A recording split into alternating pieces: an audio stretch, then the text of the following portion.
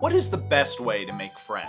For someone like myself, with a lifelong case of social anxiety, this is a difficult question to answer. I thought that I had done pretty well for myself in the past few years in making a friend group that was both entertaining and dependable. But then two things happened. The first, I had to move out of LA, leaving my friend group behind.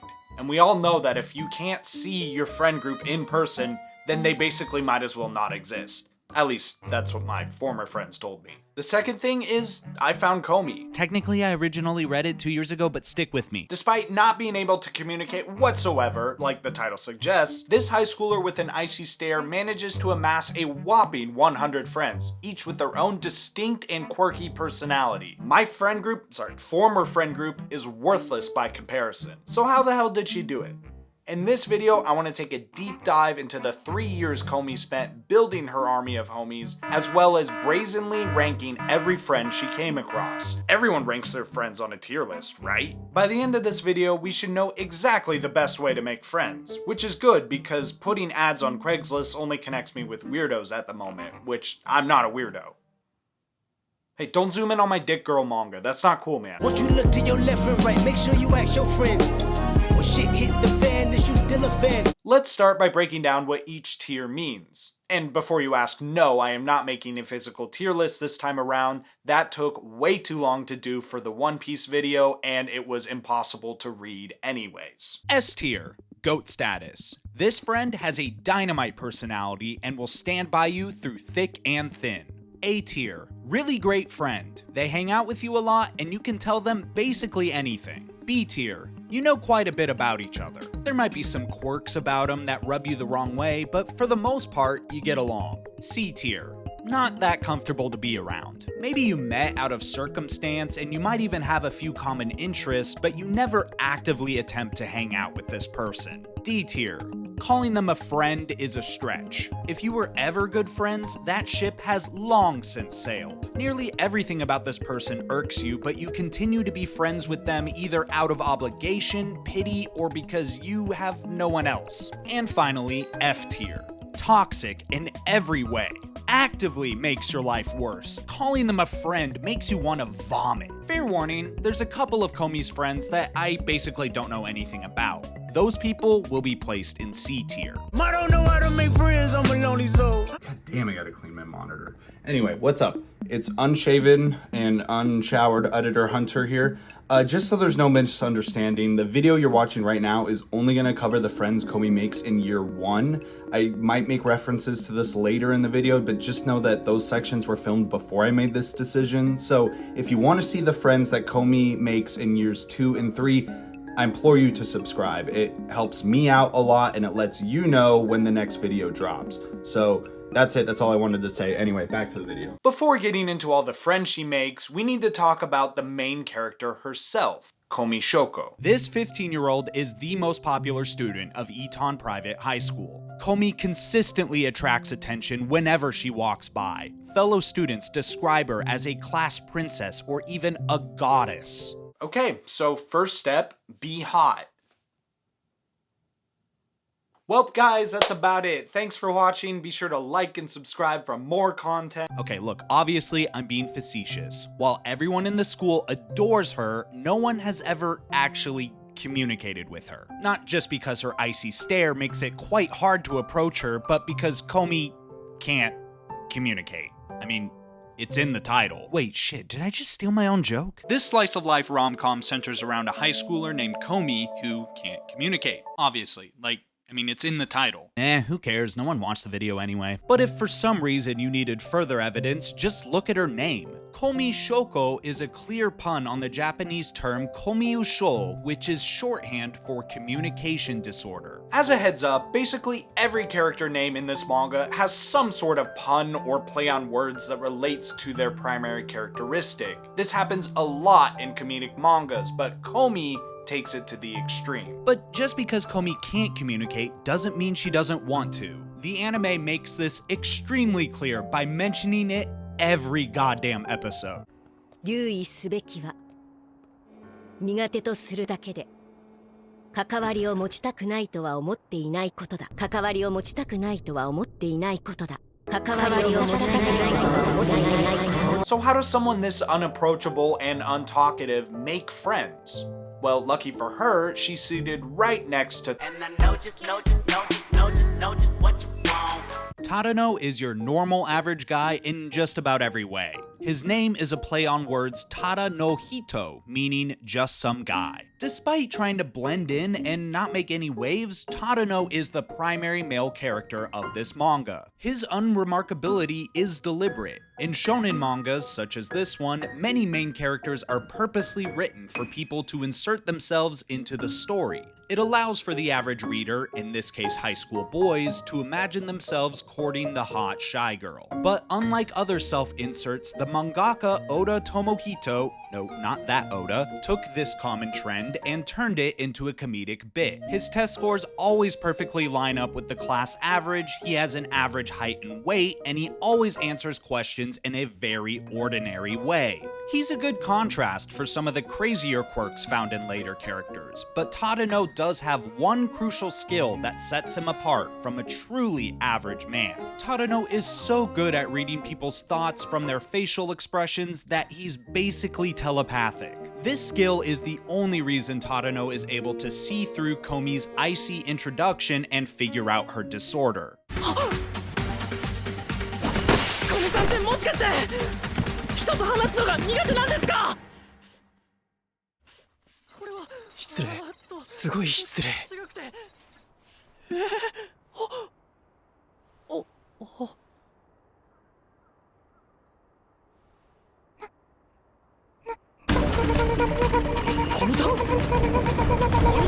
Their conversation is a bit one-sided at first, due to the whole, Komi can't communicate thing, but things change when Tadano suggests using the chalkboard to talk instead. For what I can only assume is the first time, Komi has a genuine conversation with someone outside of her family. She confesses her anxieties and problems and apologizes for bothering Tadano with all her troubles, but honestly, I think Tadano's just happy that a girl is talking to him. The two continue to write on the blackboard together all the way through lunch, and it's here that we get Komi's ultimate dream and the overarching goal of the manga. Komi wants to make 100 friends. So naturally, Tadano offers to be her first and help her make 99 more. With how popular Komi supposedly is at the school, how difficult could it really be? Well, you'll see. There's a lot of quirky students at this school, and Tadano's early interactions with Komi quickly make him an enemy in their eyes. In their opinion, he's unworthy. An opinion that only grows as Tadano and Komi grow closer and closer together. Despite his totally average looks and personality, or maybe because of this, Tadano is ultimately the one that gets together with Komi. See guys, you too can get a hot girlfriend in high school despite being a complete nobody.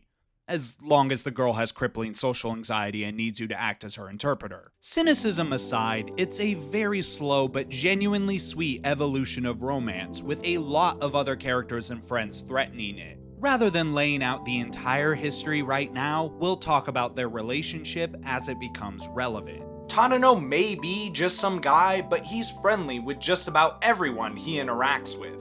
That plus his ability to read people's minds with pinpoint accuracy makes him an ideal friend.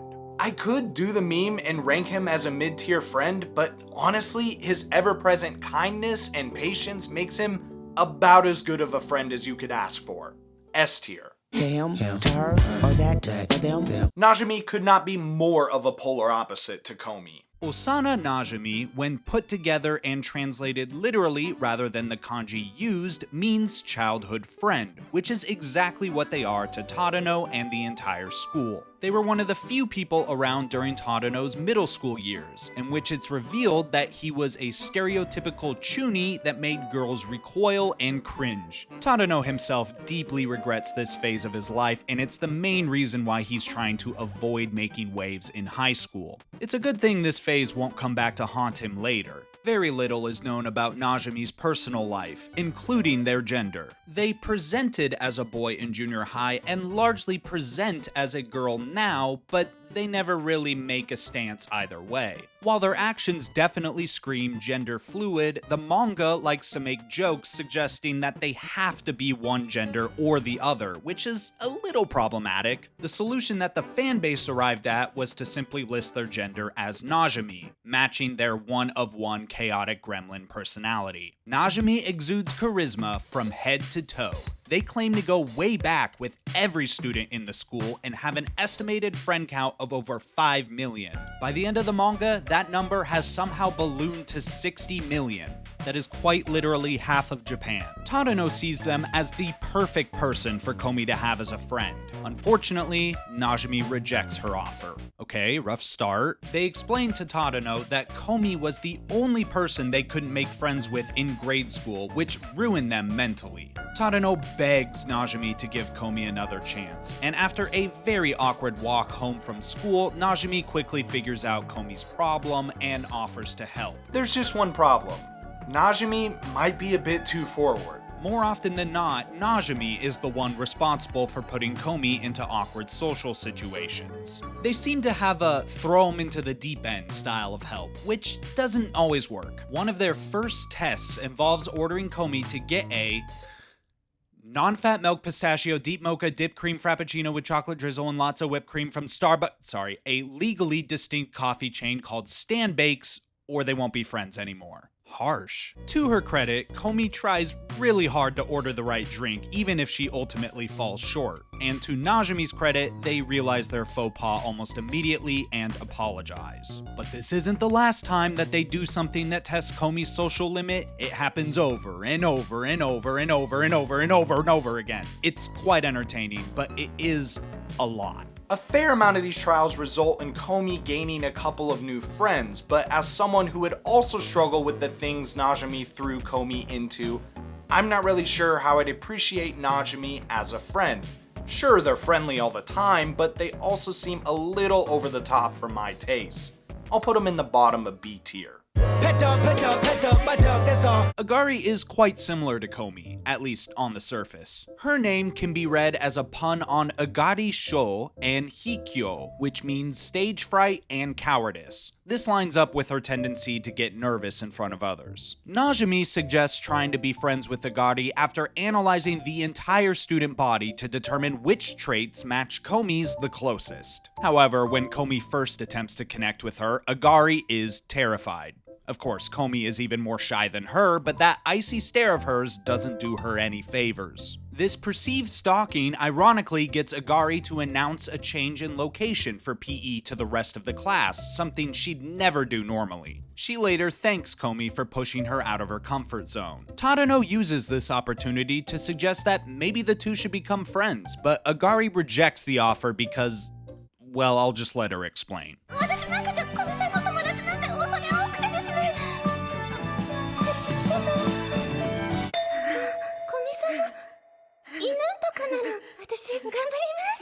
Wow, it really only took 3 friends to get to some weird shit. Classic Japan. What's interesting is that Agari's true nature was hidden within her name all along, but to explain, I first need to briefly talk about how kanji works. You hate me, don't you? You hate my people, your plan is to terminate my culture. The Japanese language is quite complex, at least compared to English, and one of the things that make it difficult to learn is the use of these symbols called kanji. There are thousands of kanji commonly used, each with multiple different meanings and pronunciations both on their own and when combined with other kanji. It'd be like if English had letters, words, and something in between that could be a word, but also kind of a part of another word or phrase. It's kind of like emojis. There are many quirks of the language that I'm deliberately avoiding talking about here because I'm already way out of my element. All you need to understand is that the intricacies of the Japanese language allow for the author to hide multiple layers of meaning in both spelling and pronunciation just by using certain kanji over others. Take, for example, Agari Himiko's name. Himiko as a whole doesn't mean anything in particular, but if we simply take the first kanji, hi, it means lowly, vile, and or vulgar. You sly dog, Agari. Over time, Agari does realize her own self-worth and goes from acting like a pet to an actual friend. We also find out pretty early on that Agari is a food expert. She secretly runs a popular anonymous food review account and is quite knowledgeable on the restaurants in the local area. One good review from her sends customers rolling in the next day. Talking food is one of the only things in which she appears confident in. But who doesn't love food? If I was purely basing my rating on the intro for Agari, I think she would be in D tier for dog. However, taking her character development and love of food into account, I think she firmly deserves a spot in C tier. She's a little too similar to me in terms of social anxiety, but I wouldn't mind the occasional hangout, just as long as she doesn't make me put a dog collar on her or whatever. Unless... All you pussies is losers, all my niggas is winners. Yadano Makaru at first glance is just another girl, but her name instantly tells a different story. It's important to note that Japanese names are usually presented with their surname first. This is how I've been addressing characters so far and how most address each other within the manga. But some names, such as Yadano, only reveal a joke if their given name is presented first. In this instance, switching the order reveals the Japanese phrase Makeru Yada no, which when translated means I hate losing. And this is Yadano's entire bit. She hates to lose. And honestly, dude, she's so fucking funny. In her twisted mind, Komi, the class princess, is her biggest rival. If Yadano can beat her, she'll be the new coolest person in school. She attempts to beat Komi on the yearly physical exams, only to fall short in literally every single category. Komi, of course, has no idea this competition is happening and is therefore startled when Yadano thanks her for the non-existent battle. Of course, this is only one battle. Yadano is fighting a war. Their rivalry pops back up pretty regularly, but is never taken seriously by Komi and is therefore really funny every single time. But the best part, Yadano literally never wins. She is the definition of girl failure. Every single time she loses, she copes by calling it a tie. It's only during the final sports festival in their third year that she finally admits that she's lost every matchup against Komi thus far. But this time, she's finally got the edge. She can run 50 meters, 0.07 seconds faster than Komi. She pours her heart out into this final relay race, only to once again come up short. Yadano is crushed, but she refuses to give up. You better keep an eye out for me. And so the rivalry continues. Yadano sadly never appears in the manga after that point. It's unclear when Komi got Yadano to write her name in the notebook Komi uses to keep track of all of her friends, but in later chapters Yadano is listed as friend number 4. So it must have been right after their first encounter. As much as I find her antics funny within the manga, if this was real life, I don't think I could handle someone who wants to compete with me all the time and then gets annoyed when they subsequently lose at anything and everything. Therefore, I'm giving her a D tier. Sorry, Yadano, you lost the tier list. Better luck next time. Now, baby, when I get you. Oh, fuck, it's that time, isn't it? Oh, fuck. I don't want to talk about this girl. Can we cancel the video? Is it too late? Yamai Ren is without a doubt the most hated character in the community, which is honestly kind of weird because she seems so normal and popular with her fellow classmates. Sure, she's got a bit of a crush on Komi, but so does the entire school. Surely there's no clue in her name that would indicate some sort of overly intense or even mentally ill love for Komi. Right? Well, let's just take a look here. Okay, so the kanji used for ren means love, while yamai can be used for the kanji meaning ill or sick, which is often used in the word yanderu, which is the first half of the term yandere. Oh shit, Tadano, run, get out of there, get out of there! Fuck, too late. The manga labels yamai as aggressive.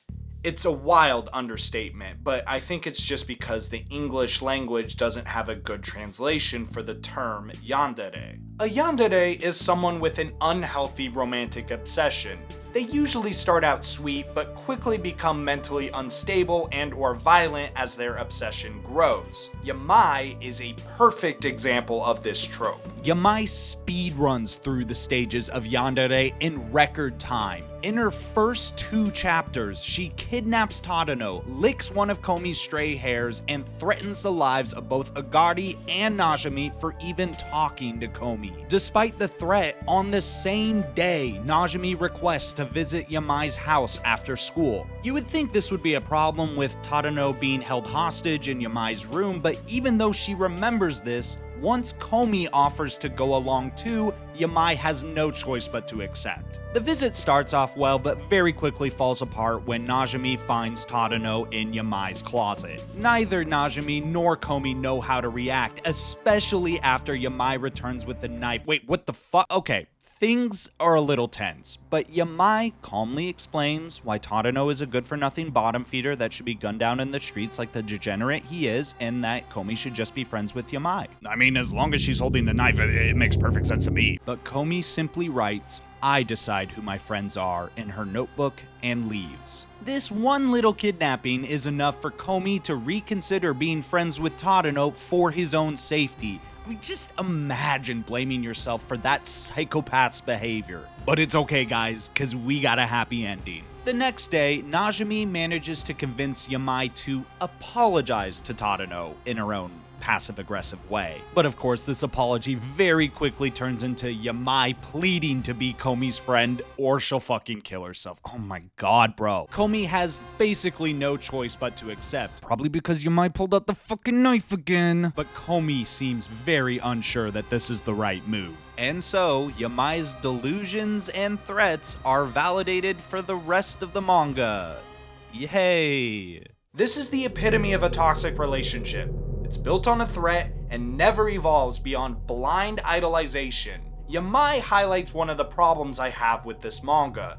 And don't let Rentaro hear this, but it's one of the problems I have with 100 Girlfriends sometimes too. Most characters are one note. Their thing is the only thing they have to offer. It's not as bad in 100 Girlfriends since that's an over-the-top gag manga disguised as a romance manga. But Komi is just a little too realistic and romantic for that shit to fly. Yamai's degeneracy knows no bounds, with all her subsequent appearances entirely consisting of ways to see Komi's undergarments, her boobs, and generally make her commit lewd acts. She's on some perverted middle-aged man shit.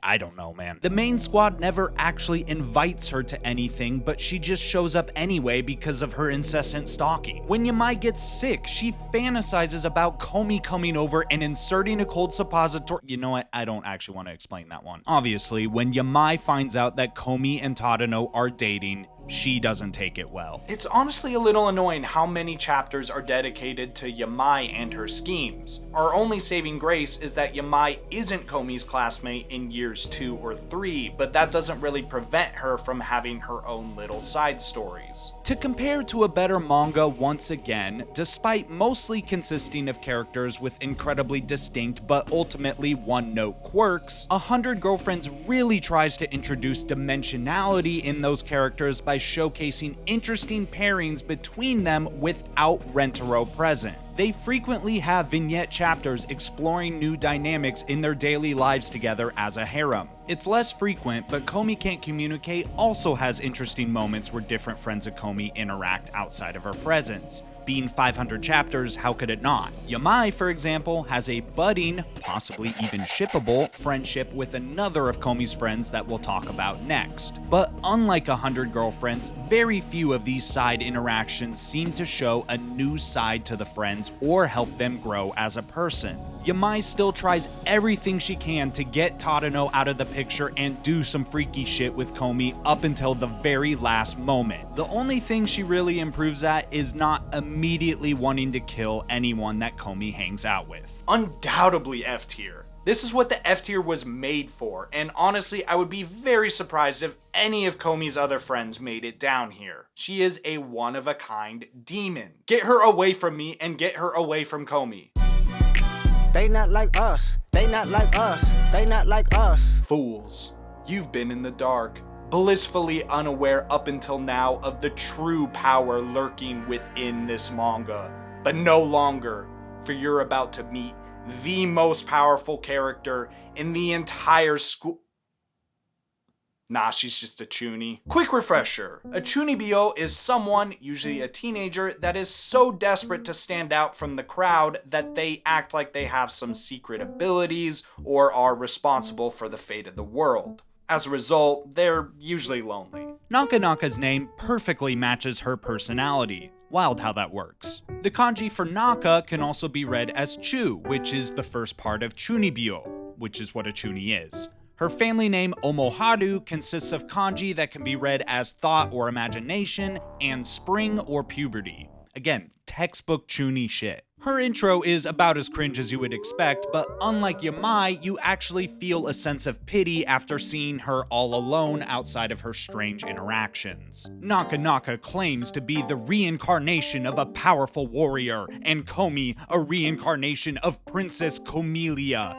In order to remain close to each other and not blow up the school with their dragon force, they must sign a blood contract. Komi's a little confused, but Tadano, having gone through this phase before, reasons that maybe Naka Naka just wants to be friends. Komi later accepts this blood contract, but it's here that Naka Naka reveals her true desires. This whole time, she fooled Komi into thinking that she was an ally when in fact, she was the Dragon Lord of Darkness herself. And by signing the contract, Komi is now legally her slave.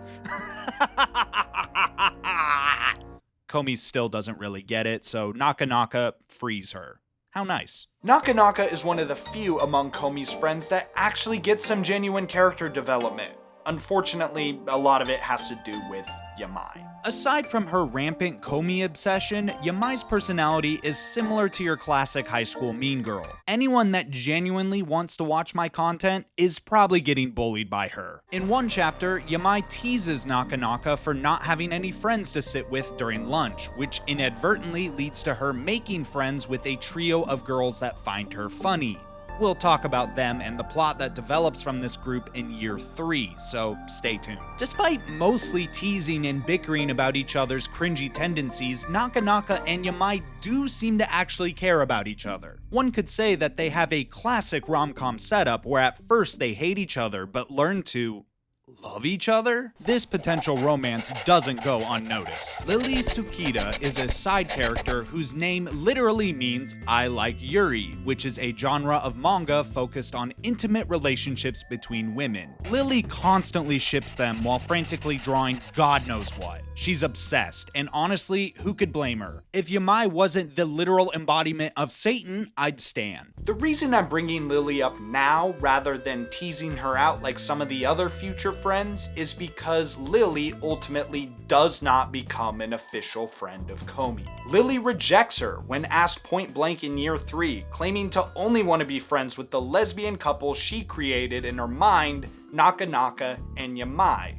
Lily is also not a fan of Komi and Tadano's relationship, calling them an NC with incredible disdain. But that's enough about Lily. Naka Naka is one of Komi's friends, and a decent one at that.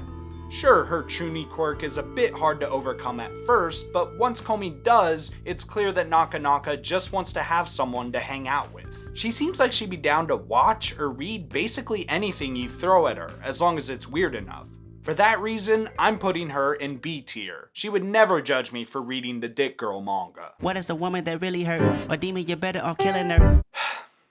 I wish we were done with Yamai. I really do. But unfortunately, these next 5 friends all come from her clique. It's hard to get a read on how friendly these 5 are with Komi, since they rarely appear in the manga without Yamai also present, and they have the same worshipping tendencies as her. Onigashima's full name can be translated as Red Girl from Oni Island, and while her hair is red, the real meaning goes a little deeper. One of the most popular tales in Japanese folklore is that of Momotaro, the boy born from a peach who later grows up to fight a bunch of Oni, or demons, on their island home called Onigashima. With that in mind, Onigashima's name seems to imply that this red-haired girl is actually a demon, but from her initial appearances with Yamai's clique, she seems quite friendly.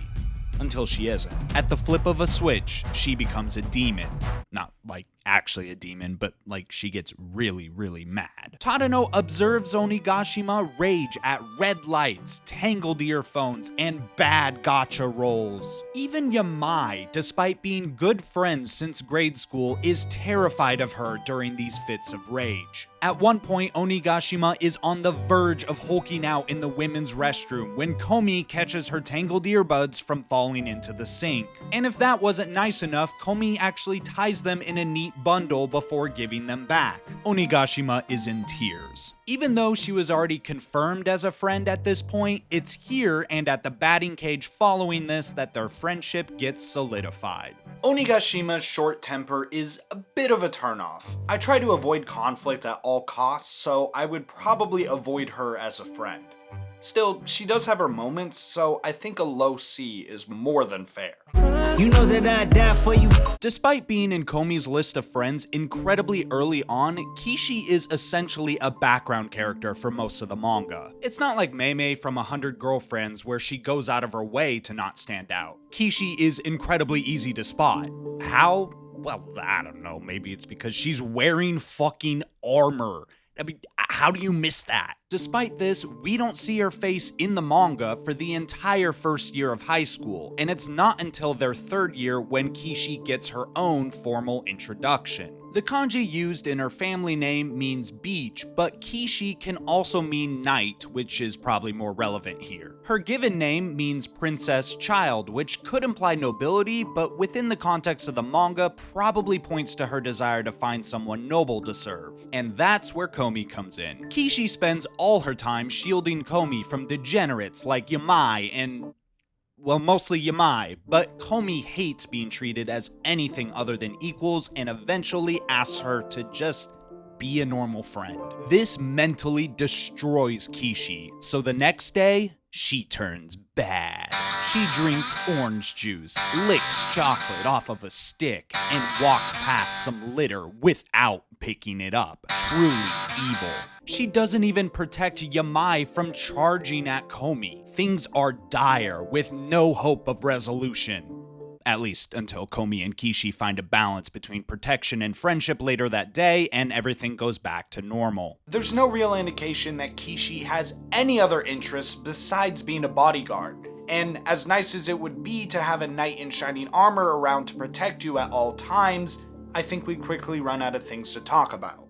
C tier. These next three all hang out as a group, so 17 with nothing but pussy stuck on my mental. My motive was rather sinful. Okay, these dudes are horny as shit. Most of their appearances involve creating elaborate fantasies of dating various girls within their class. This activity is later turned into a more formal club, complete with hidden identities, even though everyone still knows who everyone else is. They also frequently rate outfits and worship Komi to an absurd enough degree that they can't even make up fantasies of dating her. Their names match their overall appearances and personalities to varying degrees. Chiarai is a pun on charai, meaning frivolous, gaudy, or having flashy clothes. I guess his rating of fits qualifies here, but he doesn't really have any flashy clothes of his own. Sonoda is a common surname in Japan, but the kanji could also be read as sonota, meaning others or the rest. The kanji for taisei can also be read as oze, meaning the crowd. Putting it all together, the expression sonota oze is used in Japanese fiction when talking about background characters or extras. It's kind of rude, to be honest, considering there are far more minor characters that I'll touch on down the line, but he really doesn't have much of a personality, so I get it. Shinobino is the most visually distinct of the three. I mean, bro is literally a ninja. His full name can be broken apart as Shinobi no Mono, which means a person who sneaks in. AKA, a fucking ninja. We don't really know why Shinobino is dressed like a ninja, but based on how quickly and accurately he throws a compass at Tadano, he definitely has the skills to match the outfit. I really can't get a read on what these guys do other than fantasize about women, which honestly gives massive incel vibes. Not like me, who is totally normal and doesn't give incel vibes at all. Reading the Dick Girl manga. While their friendship to Komi is heavily swayed by the fact that they all view her as a goddess, their friendship to each other is quite strong and pure, so for that reason, I'm giving them all high C ratings. Of course, Shinobino has to be the highest of the three. I mean, he's a literal ninja.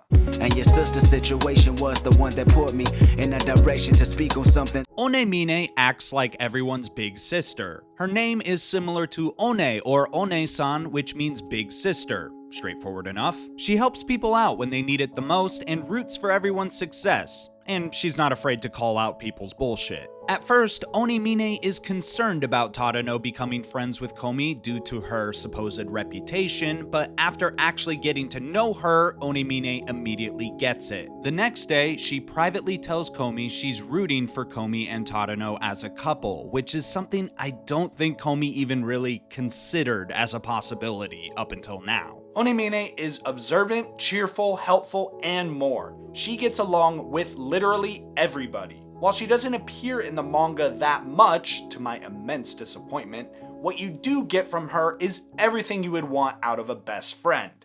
S tier. What else is there to say? I'm high now. I'm high now. It's time for Komi's first year culture festival. The plan is a simple maid cafe, mainly because the class is a bunch of degenerates that just want to see Komi in the maid outfit. While the class is hard at work preparing, Komi is ushered off to her god throne, unable to help despite her best wishes. Who will save her from this constant and unwanted admiration?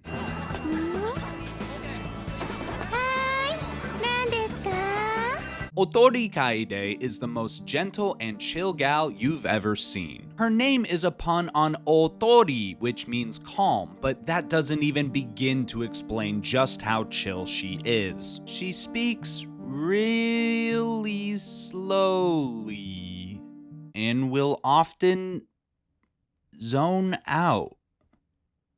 Sometimes for minutes at a time. At one point, she watches a fireplace on TV for an entire week. Otori is somewhat similar to Osaka from Azumanga Daioh, but with even less thoughts and a tendency to vanish out of nowhere. The benefit of her absent-mindedness is that Otori isn't really aware of Komi's godlike status. So, when the class needs supplies for the festival, Otori mindlessly invites Komi to a shopping trip. Komi is naturally nervous, so Onemine tags along. It's here that I should mention that Onemine and Otori are a unit. Not like a romantic one, but they do a lot together. Onemine often holds Otori's hand to keep her from suddenly vanishing.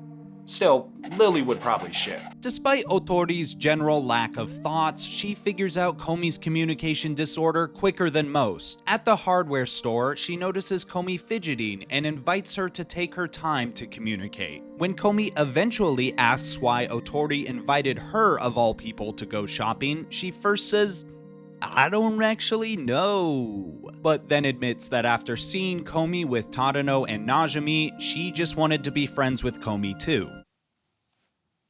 That was easy. While I could find myself being frustrated at how long it takes Otori to generate a full sentence or randomly finding her revving a chainsaw at a shopping mall, it's hard to deny just how positive she normally is. I think she'd be down for anything, just as long as she doesn't have to think about it too hard. A tier she goes. Even if it's not relevant to this video, I should also mention that the Maid Cafe is a massive success for Class 1-1. Everyone flocks to see Komi in her maid outfit. She attempts to communicate with a couple random strangers, but none of those interactions really go well. However, she really seems to hit it off with one girl in particular that up until this point has not appeared. I don't know what the author was thinking, but it's honestly a little out of character for Komi to interact so much with a complete stranger like this. I mean, they literally go dancing together. Where is Tadano in all of this? Why isn't he dancing with Komi? I'm not entirely sure why this girl is so appealing to Komi, but maybe she just looks so familiar that Komi just feels comfortable with her. Actually, now that I mention it, she looks kind of like No, there's no way. Hit my emotions, never express myself. Man should never show feelings. This friend could not be more of a polar opposite to Otori. His physical presence is intimidating. His facial expressions are rugged.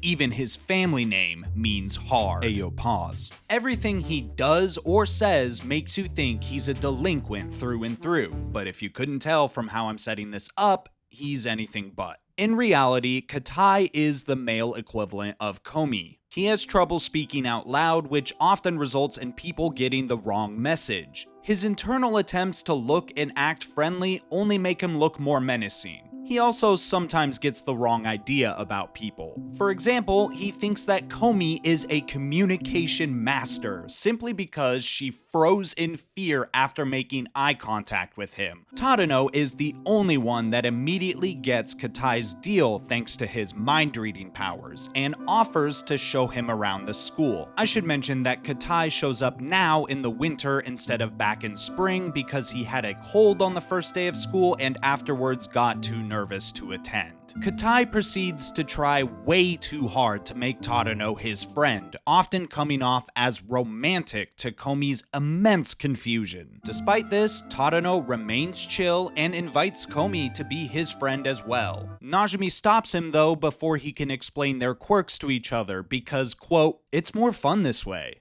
I'm really not sure how I would deal with Katai as a friend. Tadano seems to have the right idea of just treating him like a normal person, but I think I would get caught up in what other people were thinking of him and probably end up feeling the same way. I know I'm putting a lot of characters in C tier up front, but this is where he has to go. Girl, I respect the cat. I promise just a touch. 15 friends in, we get our first and only non-human friend. The boss of the local cat cafe, Chocolat. There's not really a joke to be found in Chocolat's name. Her fur is black, like chocolate, and that's just how people name pets sometimes. But honestly, it's so lame. Like, who would ever actually name their pet off of what they look like? That would be so silly. Chocolat is a very hands-off kind of cat. She sleeps on her perch and hates being touched. One day, Komi, Onemine, and Otori visit said cat cafe, but none of the cats will interact with Komi due to her scary aura. Komi is devastated. Chocolat notices this and laughs at first, but after a bit, actually pities her and decides to visit. Komi is overjoyed and later has Chocolat put her paw print in Komi's friend book. I'll say it, I don't think Chocolate should be on this list.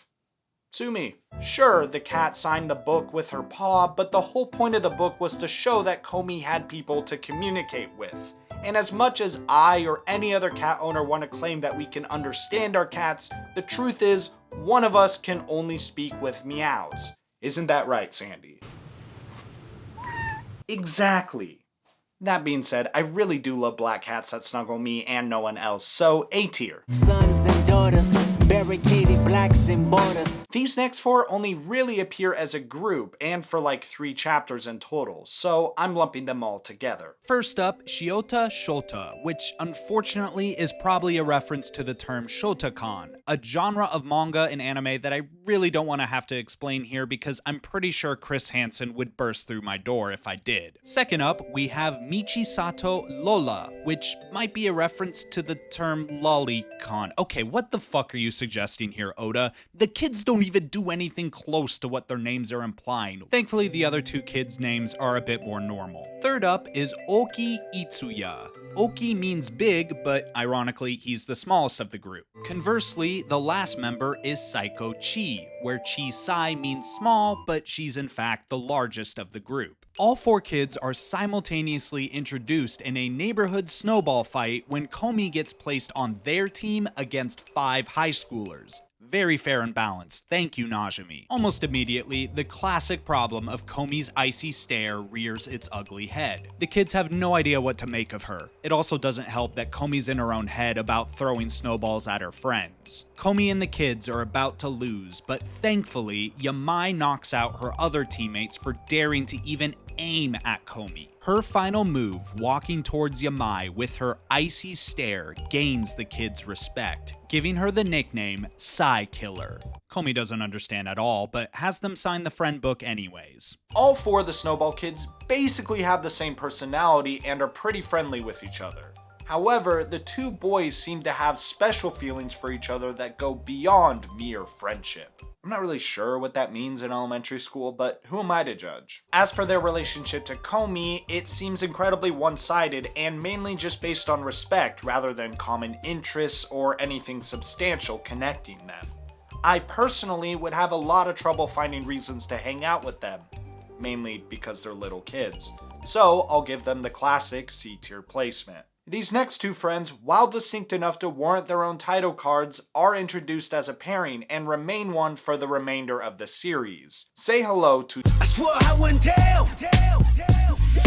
and Came in the game with a plan of beating the odds. Komi's class is off to the wonderful city of Kyoto for a multi-day school trip. In the days leading up, Komi was a bit of a wreck about who she'd be grouped with due to her past experiences in middle school where no one wanted to be with her. Of course, this time around, everyone wants to be with her. I mean, who doesn't want to be grouped with God? But the teacher, anticipating this chaos, assigns groups via random lottery instead, so Komi ends up with two people she doesn't know, Kato and Sasaki. The vibes are horrendous. Everyone stays together as a class on the first day, but it's the second day of the trip that truly tests Komi's communication skills. It's important to point out that Kato and Sasaki aren't actually really friends before this, but they both silently agree on the Shinkansen to give Komi the best school trip experience of her life. Kato's idea of accomplishing this is to plan everything out to the minute. They immediately hop on a train to Osaka to see Utopia Street, Japan, and then they run over to downtown for some takoyaki, then all the way to Nara to feed some deer, and then all the way back to Futomaki Studio Park all in one day. By the end of the day, they're exhausted, and honestly, I don't blame them. Looking at the map, they covered 3 whole cities. As the day progresses, the tension between Kato and Sasaki only grows as they fall further and further behind from Kato's precise plan. They start to play the blame game for why this day isn't perfect, but Komi stops them in their tracks by pointing out that it doesn't really matter because at the end of the day, it was fun. And so they proceed to the aforementioned studio park where Komi gets harassed by a bunch of ninjas. It's actually an interactive attraction, but Sasaki doesn't know this when she returns from the bathroom and thus decides to break out her secret weapon. Now might be a good time to explain the meaning of Sasaki and Kato's names. Both of their names are cultural references rather than a traditional pun or play on words. Kato Mikuni mentions that she plays shogi and was taught by her grandfather. They censor his face, but it's undoubtedly a reference to Kato Hifumi, a very famous shogi player who once held the record for being the youngest to obtain a professional shogi ranking at the age of 14. Hifumi is spelled with the kanji for 1, 2, and 3, whereas Mikuni has the kanji for 3, 9, and 2. There's no reason why Oda chose those numbers in particular, it's probably just because Hifumi and Mikuni sound pretty similar. Sasaki's name is a bit trickier. Her name is an anagram of Asamiya Saki, the main character of a 1970s manga called Sukeban Deka. Why does this matter? Because Asamiya uses a yo-yo to fight crime, and Sasaki happens to be a yo-yo expert. The difference is that Sasaki is really embarrassed about her yo-yo skills, so she buys a Hanya mask and saves Komi from the delinquents by yo-yoing at them really hard. Even with the mask, it's pretty obvious that it's Sasaki, so later that night, Kato and Komi question her about her yo-yo talents, but Sasaki continues to dodge at every turn. It's only after Komi says she wants to tell that Hanya mask person thank you, and reveals that the ninjas were acting, that Sasaki stops pretending, bringing the trio closer together. But this isn't the end of their introduction. Sasaki and Kato immediately jump into late-night love talk. Kato admits to having a crush for hardcore Katai. Weird. While Komi gives the first letter of her crush, which, to no one's surprise, is H, for Hito Hito. This trio continues to meet up to talk about romantic developments between them multiple times throughout the series. Kato and Sasaki continue to root for Komi and Tadano to become a thing, often helping her work through some of the more interesting developments in their relationship. Having a friend group to talk about your love interests is great. They know when to be direct, when to be touchy, and they won't go easy on you if you need a wake-up call. And despite what the kids of Sasaki's past said, Yo-Yo is pretty cool. If I understood shogi, I think I'd find that pretty cool too. I'm giving both of them A tier. Sasaki seems a little more relaxed to me though, so I'm giving her the higher rating. These next three have very little screen time and are all related, so I'm introducing them all together. That, and I really need to speed this shit up. We are still on year 1 of 3. Dear God, please help me. But the life that I knew as a youngin' in pajamas and thunderlons. What if I told you that Onimine doesn't just act like an older sister, she also happens to be one? I know, insane. Nene, which is what I'll call her for the rest of this section to avoid confusion, invites Komi and Otori over to make chocolates for Valentine's Day. Upon arrival, the high schoolers are loudly greeted by Nene's siblings Kazuya, Nana, and Nono. They're all chaotic as hell, but all three immediately stop when they see Komi. They clearly don't fuck with her. It's probably that whole icy stare thing again. I unfortunately don't really have any insights as to why the siblings are named the way they are. In fact, there's actually some confusion about which sibling is named what. We know that Kazuya is the boy. What's unclear is which girl is Nana and which one is Nono. You might think this is easy. Surely the one with the A is Nana and the O is Nono, right? Well, for some reason, the manga labels Nono as the pigtail girl and Nana as the toddler. Well then, problem solved, right? No, because the anime labels Nana as the pigtail girl and Nono as the toddler. And if it wasn't confusing enough, the manga switches to labeling Nono as the toddler in a later appearance. I am not crazy. I know he swapped those character names. So which is it? Well, if I had to guess, I'd say that Nono is the toddler. The lettering on the toddler's PJs when she's first introduced heavily implies it, as well as a more recent chapter naming all of the friends Komi's made up until that point. That, combined with the fact that she, Nono, speaks, makes a very compelling case. That last line hurt to say out loud. But enough about their names. The siblings are, as Nene describes, a pain, but actually, that's about it. They're pretty standard rowdy children. It's very clear they don't understand personal boundaries. They directly stick their fingers in the frosting to taste it. They slap Komi's behind like some old-timey Hollywood producer. They point blank ask Komi why she doesn't talk, and when Nene explains, they basically go, bro, just talk. What's wrong with you? And if they weren't demonic enough, they eat all the chocolate cake that was supposed to be given out on Valentine's Day. Now, I don't know why they were trying to give out chocolate cake on Valentine's Day, but the point is they are gremlins. I'm not a fan of small kids. I recognize that that's just how they be sometimes, but that doesn't mean I want to hang out with them. They all go in D tier. I'm not even sure what prompted Komi to ask them to put their names in Komi's friend book, but that's her right, so. This time around I trust myself, please everybody else but myself. Sato phonetically means sugar, while amami means sweetness. It implies a person with a very sweet personality, which just so happens to be Sato's exact vibe. She's sweet with everyone. No, not in that way. Get your mind out of the gutter. Her entire goal in life is to make others happy, even at her own expense. She comes into class early every single day to clean. Every favor you ask, she does. If others are happy, she's happy, so it's really hard for her to say no. While we're here, let me introduce two of Sato's friends that very quickly become Komi's as well. Say hello to A nigga behind me right now asking for ass and shit. And son of a bitch, I might demolish your bitch right in front of you. Sorry, is the title card thing getting annoying? Ushiroda means behind, while Maeda means in front of. Coincidentally, this coincides with their relative seat positions to Komi. Maeda also has a nickname, Juku Josuki, which means loves older women. This is because he happens to be a gilf hunter. These two, along with Sato, make up the sociology club. It's during one of their meetings that Sato is tested by Ushiroda and Maeda on the limits of Sato's helpfulness. Maeda asks for Sato's mom's panties. Sato says yes.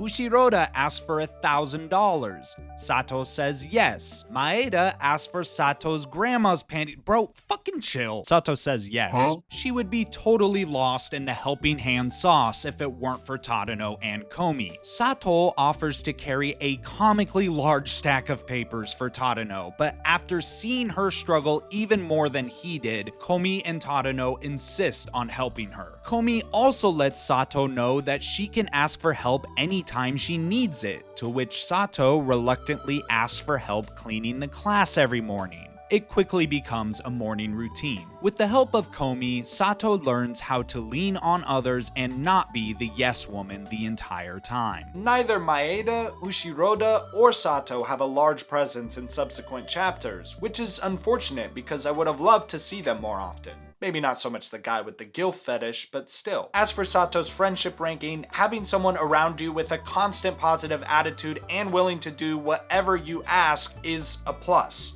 As long as you don't take advantage of her kindness, Sato is easily an A-tier friend. I'll give Ushiroda a B for her willingness to call out Sato's more toxic traits, and I'll give Maeda a D because he asked to see her friend's grandmother's panties. I don't really want to judge fetishes as a furry, but that's gotta be crossing a line. And with that, year 1 of Komi Can't Communicate comes to a close.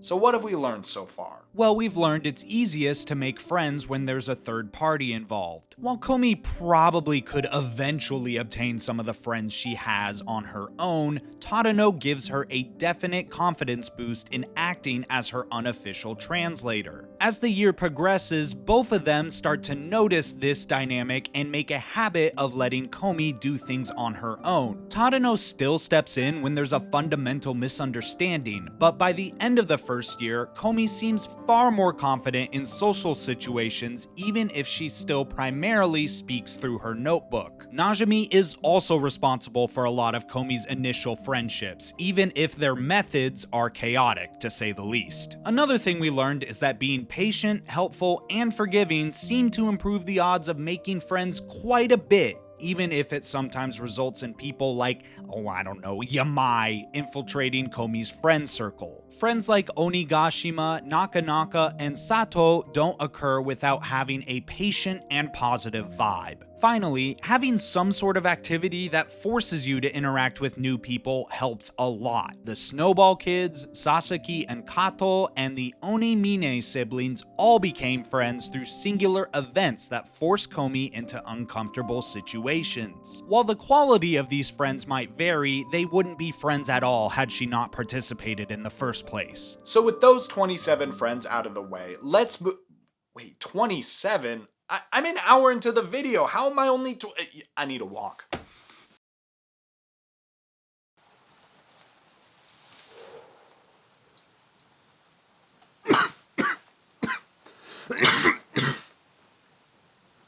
Oh shit, we're going. What's up, y'all? I'm Chris, Hunter's identical stoned twin brother.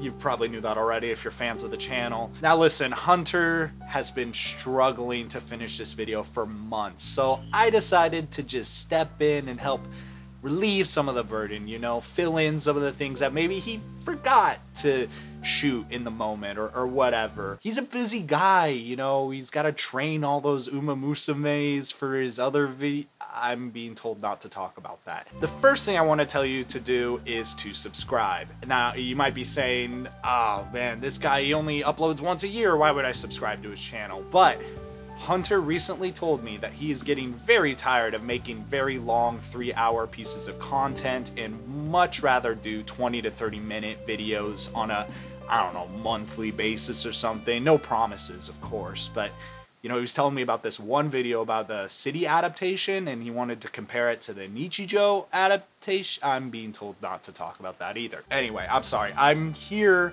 because Hunter decided to go for a walk in this really bad weather, whatever, it's his right, but he went for a walk and he didn't finish the year out, so I'm here to present the tier list. Should just pop up right over me. Yeah, like exactly like that. You know, that I'll give some commentary. There's a lot of C's. It's a pretty normal looking tier list. There's 2 S's and there's 1 F. Yamai. Yeah, Hunter really doesn't fuck with her, but you know, like, low key, I need me a baddie like that.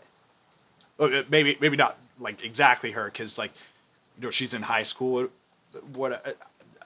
I'm sorry. Let me see if Hunter's back from his walk, okay? And subscribe if you haven't. Did I say that? Oh my god, I'm an idiot.